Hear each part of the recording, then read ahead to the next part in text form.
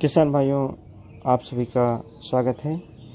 यह समय मई जून का गन्ने में मिट्टी चढ़ाने का बहुत बेहतर समय है।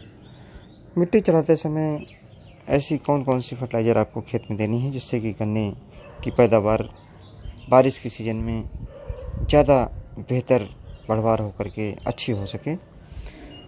किसान भाइयों, NPK एक बेहतर खाद है। एक बैग यानी 50 किलोग्राम NPK जिसमें 12% नाइट्रोजन, 32% फास्फोरस और 16% पोटास रहती है, इसको ले लें। और इसी खाद में 5 किलोग्राम माइक्रोन्यूट्रिएंट जैसे मल्टीप्लेक्स कंपनी है या किसी अन्य अच्छी कंपनी, मल्टीनेशनल कंपनी का लेकर के और मिला लें। इसी में चूँकि सल्फ़र नहीं होती है तो सल्फ़र 5 किलोग्राम भी लेकर के मिला लें। और कैल्शियम नाइट्रेट 25 किलोग्राम प्रति एकड़ की दर से उसको अलग से डालना है मिट्टी में। इसके साथ साथ गन्ने की सुरक्षा के लिए पिप्रोनिल 10 किलोग्राम या कार्टाप 10 किलोग्राम या कार्बोफ्यूरान 10 किलोग्राम ले लें। और ये जो मिश्रण आपका तैयार होगा, 3 तरह की खाद आपको डालनी है। एक तो आपको सल्फ़र डालना है और साथ में ये जो पेस्टिसाइड मैंने बताया, पेस्टिसाइड को बिल्कुल अलग डालें, इन खादों में ना मिलाएं, बल्कि इस पेस्टिसाइड को आप यूरिया में मिला सकते हैं। इसके साथ साथ में आपको 50 किलोग्राम यूरिया भी लेना है।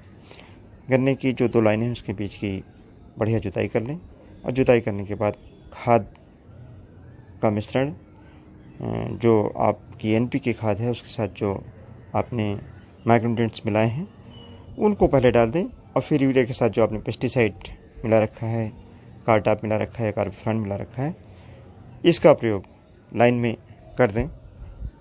उसके बाद किसान भाइयों, मिट्टी खेत में चढ़ाएं। जब मिट्टी आप खेत में चढ़ाएंगे तो ये जो खाद है ये मिट्टी में दब जाएगी। करीब 3 सेंटीमीटर 4 सेंटीमीटर मिट्टी इसके ऊपर आ जाएगी। तो गन्ने में चूँकि इस समय कैन फॉर्मेशन स्टार्ट हो जाता है तो उस गन्ने से नई जड़ें निकलेंगी। वह जड़ें गन्ने में जो पोषक तत्व हमने डाले हैं नाइट्रोजन, फास्फोरस, पोटास के रूप में या micronutrients copper, manganese, iron, zinc, boron, molybdenum के रूप में, इसको वो जड़ें ले पाएंगी। बारिश के सीज़न में चूँकि ह्यूमिडिटी बहुत अच्छी रहती है, वातावरण में गर्मी रहती है और ये टाइम ऐसा रहता है जो गन्ने की बढ़वार के लिए सबसे ज़्यादा अनुकूल रहता है। लेकिन उसमें कमी बस ये आती है कि कभी नाइट्रोजन कम हो जाता है, कभी फास्फोरस कम हो जाता है, कभी पोटास कम हो जाता है, कभी माइक्रोन्यूट्रिएंट्स कम हो जाते हैं। तो इसलिए बारिश से पहले मिट्टी चढ़ाते समय इन पोषक तत्वों को अगर इस विधि से दे दिया जाए तो बेहतर गन्ने का उत्पादन लिया जा सकता है।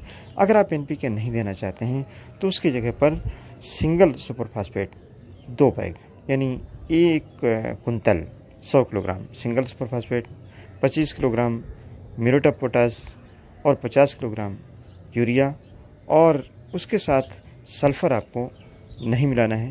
कैल्शियम नाइट्रेट भी अलग से नहीं डालना पड़ेगा। और इस मिश्रण को लेकर के केवल इसमें आपको कार्टाप अलग से लगानी पड़ेगी 10 किलोग्राम या कार्बोफ्यूरान 10 किलोग्राम लगानी पड़ेगी। इसको लगा करके भी इसी तरीके से गन्ने की जो जड़ें हैं उस पर मिट्टी से इसको ढक देंगे तो गन्ने की पैदावार बेहतर हो पाएगी। किसान भाइयों, चूँकि बारिश में बहुत सारे टिलर्स भी निकलते हैं और जो पहले के टिलर हमारे गन्ने में रहते हैं यानी जो अप्रैल में, मई में, जून में निकले हुए हैं, इन टिलर्स को भी खाद की आवश्यकता होती है। और बारिश सीजन में कुछ ऐसी कंडीशन क्रिएट हो जाती है, कहीं जलभराव हो जाता है और कहीं बहुत ज़्यादा ड्रेनेज हो जाता है।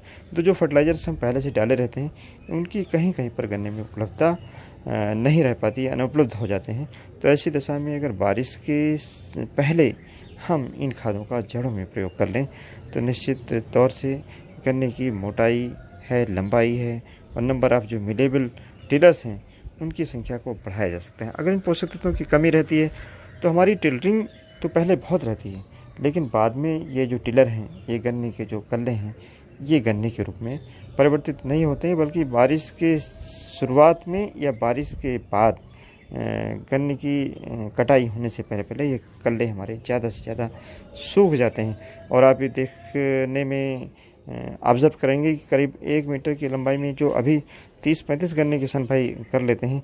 ये कटते समय केवल 10-11 रह जाएँ तो बहुत अच्छी कंडीशन एक तरीके से मानी जाती है। और जबकि अच्छी पैदावार के लिए 1 मीटर की गोल की लंबाई में कम से कम 18 से 20 गन्ने होने चाहिए, जिनका वज़न 1.5 से 2 किलोग्राम के आसपास हो, तब आपकी बेहतर गन्ने की उत्पादकता प्राप्त की जा सकती है। किसान भाई, इसके साथ-साथ में जो जैविक खाद है, जैसे वर्मी कंपोस्ट है, वर्मी कंपोस्ट का भी इसमें प्रयोग कर सकते हैं। 1 एकड़ में 3 कुंतल वर्मी कंपोस्ट डाल दें। वर्मी कंपोस्ट में ये सारे माइक्रोन्यूट्रिएंट्स होने के साथ-साथ में वर्मी कंपोस्ट में कुछ ग्रोथ रेगुलेटर्स भी होते हैं, यानी जिससे गन्ने की बढ़वार हो सकती है, टिल्डिंग बेहतर हो सकती है। तो ऐसे ग्रोथ रेगुलेटर भी वर्मी कंपोस्ट में पाए जाते हैं। इसके साथ में फिर आपको मिट्टी लगाने के बाद आपको पानी देना है। पानी में ध्यान रखें, अगर आपके पास बायो फर्टिलाइज़र है, एनपीके सॉल्बिलाइजिंग बैक्टीरिया की, जैसे इफ़को कंपनी की आती है, तो इसको 2 लीटर प्रति एकड़ की दर से पानी के साथ दे दें, जो जड़ों में लगेगी। बायो फर्टिलाइज़र का ये उपयोग होता है कि जब ये रहती है तो निरंतर नाइट्रोजन की, फास्फोरस की, पोटास की उपलब्धता खेत के अंदर बनाए रहती है। बायो फर्टिलाइज़र एक तरीके से रिज़र्वायर है, जो फर्टिलाइज़र्स का ज़मीन के अंदर उसको उपलब्ध कराने का काम करती है। वातावरण में जो नाइट्रोजन होती है उसका सिंथेसिस बायो फर्टिलाइज़र कर सकती है, यानी पौधे को जब पोषक तत्वों की आवश्यकता हो तो बायो फर्टिलाइज़र में क्षमता है कि उसको उपलब्ध करा सकते हैं। तो इसको पानी के साथ किसान भाई दे सकते हैं। इसके अलावा फल्विक एसिड और ह्यूमिक एसिड का काफ़ी बेहतर और अच्छा रोल है। इसका भी आप जो हमने खाद का मिश्रण एनपीके का बताया है, सिंगल सुपर फॉस्फेट का, उसके साथ में 2 किलोग्राम प्रति एकड़ की दर से अगर ह्यूमिक एसिड और फल्विक एसिड का मिश्रण भी मिला करके डाल दें तो पोषक तत्वों की उपलब्धता बेहतर होती है। ये हमारे किसान देखिए टीनो सिंह हैं, इन्होंने गन्ने में इसमें मिट्टी चढ़ाने का काम किया है। बहुत बेहतर इनका गन्ना है और देख सकते हैं कि ये ऐसे उन्नतशील किसान हैं जिनके द्वारा इन सब चीज़ों का प्रयोग बेहतर तरीके से किया जाता है और गन्ने की उत्पादकता बेहतर ली जाती है।